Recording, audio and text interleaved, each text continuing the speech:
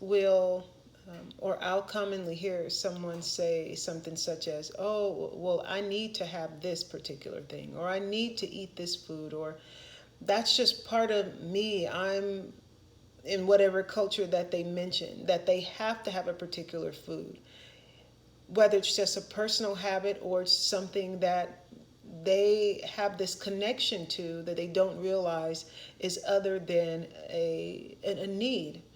And so, what I want to explain today is that our bodies will desire and crave the thing that we give it. And so, you can ingest something that is harmful, something that isn't sufficient. And what it's giving to your body is counterproductive to your body's desire to heal and to regenerate. And your body will still try to use that thing in order to sustain it and to keep it regenerated and help it to recover. Say, for example, you need protein and you eat something that's highly processed and that doesn't have any protein, maybe a couple of grams. And so, if your body needs the protein, it's going to try and get what it needs from that food. And sometimes that could be the trigger or the reason for the overeating, or part of the reason behind the overeating. Your body is saying, okay, I still only got 1 gram of protein, so I need more and more. So you're taking in, 500, units of energy, but only getting 1 gram of protein. Well, if your body says, well, I didn't get it yet, it might just ask you to give it more until it gets to a substantial, or the amount of protein that it feels as though it needs, um, or just to where you can't fit any more into your body. But the thing is that it's not impossible. When we're changing direction, going in a direction that we're not used to, and something brings anxiety or sadness or negative emotion when we think about it, don't just try to pretend like it isn't happening. Like, acknowledge it, because there's a belief system, there's a is a perspective that we're seeing wrong, that is producing that negative emotion. And that negative emotion is going to cause us to draw back from doing the thing that truly our body, our soul, and our spirit has a desire to do, which is to be healthy. We don't have hope, or the wrong perspective, a perspective that's counterproductive to where we know we need to go. That's a huge part of the frustration, the failure, the unnecessary frustration and struggle, because we're constantly trying to fight against something that we're seeing as good. If you see cake as, oh, that's good, that's a treat, that's a positive thing, you get a smile on your face when someone mentions it, but it's only been producing death in your body, the accelerated death, then there's something that needs to be renewed. There's something that needs to be changed in regards to your perspective about that thing.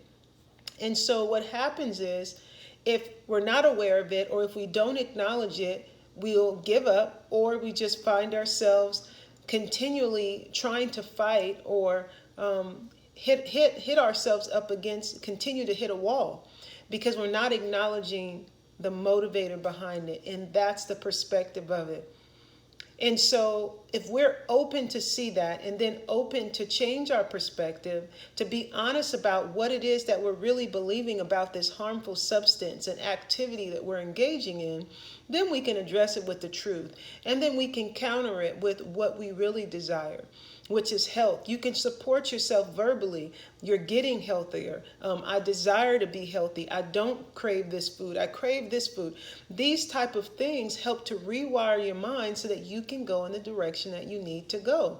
Instead of fighting against your mind that's saying, oh, you love it, you love it, you love it. Looking at commercials and looking at food shows about it at the same time, saying, oh, I can't have it. Like, you've fallen in love with the substance that is unhealthy for you. So it's not about trying to stop the substance, it's about changing your mind about it and supporting yourself in that direction and not being afraid to not have it. And as you walk through that, you'll see, oh, I can do life without this substance. Every day you don't do life with that harmful substance, you're going to say, oh, I can do life without it, because you're starting to produce the evidence of it. And so there is hope that your habits can change. You know, I work with a large population of individuals that are, a significant part of my clientele are individuals that are over the age of 60.